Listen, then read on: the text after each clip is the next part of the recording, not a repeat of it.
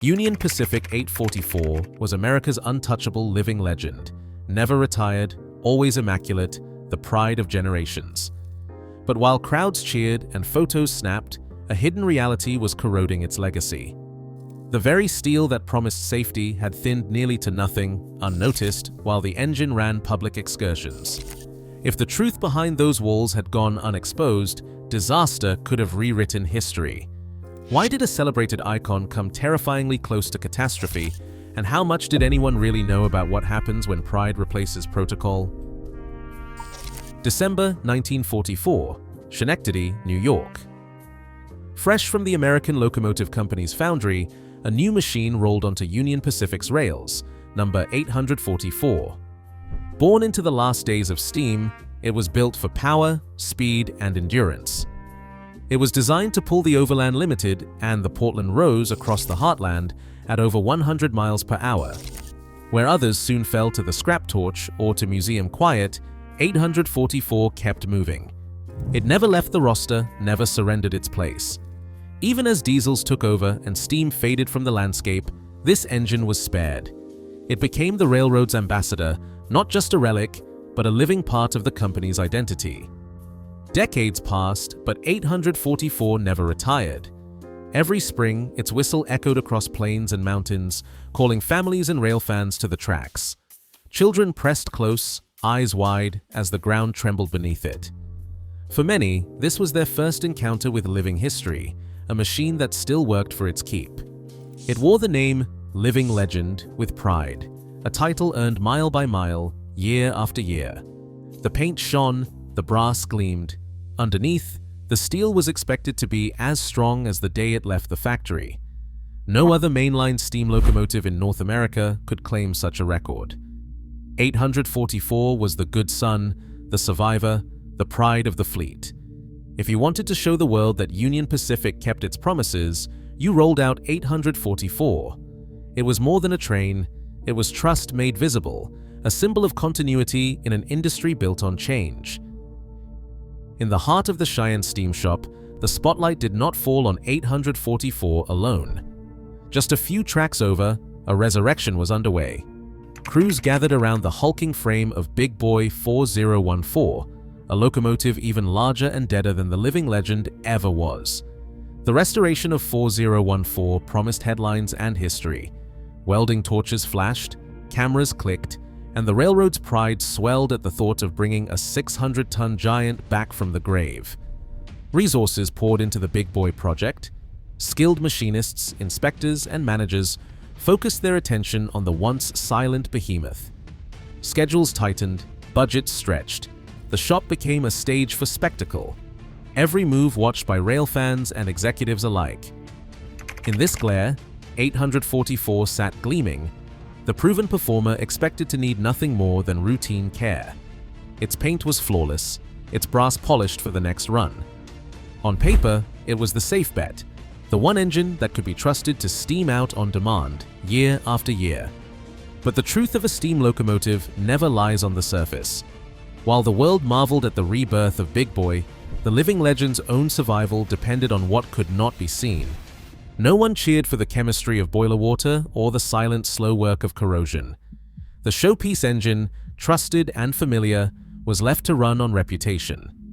In the shadow of the Big Boy's revival, vulnerability began to seep in, unnoticed, unspoken, but real. In the late 2000s, the priorities inside the Cheyenne Steam Shop began to shift. Management faced rising costs and mounting pressure to keep excursion schedules on track. The budget for water treatment chemicals, once considered untouchable, came under scrutiny. Instead of trucking in softened water or dosing every tender with phosphates, the decision was made to simplify. The line in the ledger looked small, but the consequences would be anything but. Steam locomotives like 844 are designed to run on water that has been carefully treated to remove minerals. Without that treatment, calcium and magnesium from hard municipal sources turn every refill into a chemistry experiment. The new policy favored convenience. Local tap water, with all its dissolved minerals, went straight into the boiler. The chemical regime was cut back, sometimes skipped entirely. The thinking was simple. The engine had always survived before. Why spend extra on something you cannot see? The hidden chemistry was already at work. On paper, the changes freed up funds and time. The shop could focus on headline projects like the big boy restoration without worrying about the invisible details inside the living legend. Crew members raised concerns, but the answers came back the same: keep the trains running, keep the public happy, and let the numbers work themselves out. What no one saw was the slow, silent cost building up inside the boiler. The water looked clear, but it was carrying the seeds of disaster. The engine's outward shine masked a growing risk, one that would only be revealed when it was almost too late. Steam engines speak in subtle ways when something is wrong. The old hands in the Cheyenne shop noticed it first, not a leak or a dramatic failure, but a change in the rhythm. The fire took longer to bring the boiler up to pressure. The engine, once quick to wake, now seemed sluggish, as if dragging an invisible weight. On the road, the crew heard odd knocks and hisses, noises that did not belong in a well-tuned machine. Some days, the pressure would sag for no clear reason. The schedule pressed on, but the unease grew with every run. Federal rules set strict intervals for inspection. Every 1,472 service days, the boiler must be opened, measured, and certified fit for another cycle. In between, minor checks and washouts are supposed to catch problems before they grow. But when the calendar is crowded with excursions and shop time is scarce, small warnings can get lost in the shuffle. Reports of slow steaming and strange sounds filtered up, but the answers were always the same. The water is fine, the chemicals are in, keep the trains moving. Nobody wanted to be the one to stop the living legend over a hunch. The paint was perfect, the crowds were waiting, and the numbers on the pressure gauge still landed in the green. But underneath, the engine was sending signals, faint, persistent, and easy to ignore if you trusted the legend more than the science. Each missed symptom was an opportunity slipping by, pushing the unseen risk closer to the surface. The day the plugs came out, the crew expected a rush of hot, dirty water, just like every other washout. Instead, nothing moved. Not a trickle, not a drip. The rods they used to clear the openings met resistance almost immediately, hitting something solid. They pushed harder. The steel rod flexed, but the blockage did not budge. It was not just mud or loose scale. The entire mud ring at the base of the boiler was packed like concrete. Years of minerals and sludge had fused into a single dense mass, sealing off the only escape route for waste and sediment. With every attempt to break through, it became clearer this was not a maintenance problem. It was a warning sign. The water that was supposed to protect the boiler had instead left behind a tomb of hardened deposits. No one could see how far the damage went, but the fact that nothing drained meant the engine's insides were choked, suffocating under layers of rock-hard scale. The horror settled in. The living legend was blocked from the inside out. A thickness gauge pressed against the firebox sheet gave a reading that no one wanted to see. The number dropped. 3/8 of an inch was the standard, but the dial spun down to barely 1/10 of an inch. In some places, even less. The lead mechanic reached for a drill, hoping for resistance. The bit met the steel, and instead of the expected fight, it punched through with almost no effort. The phrase spread through the shop. It went through like butter. There was no margin left. The metal that once held back 300 pounds per square inch of superheated steam was now as fragile as a soda can. Word spread fast.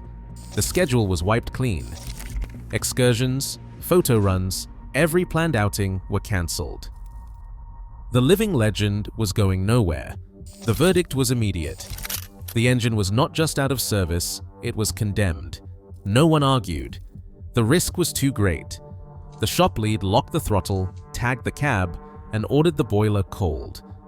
What was once the pride of the fleet now sat silent, its fate uncertain, its insides exposed as a warning to anyone who thought a legend could run on reputation alone. Steel doesn't lie. The thickness gauge told the truth that no one wanted to face. 3/8 of an inch was what the firebox walls were supposed to measure. On the dial, the number dropped, 1/10 of an inch, 60 thousandths of an inch. In some places, barely more than the lid of a soup can. Every reading was another alarm bell, ringing louder with each pass of the probe. The chemistry behind the disaster was simple, brutal, and ignored. Hard water, rich in calcium and magnesium, entered the boiler with every refill. When it met heat, the minerals fused into scale. Calcium plus heat equals stone. That stone glued itself to the inside of the firebox and tubes, layer by layer, year after year.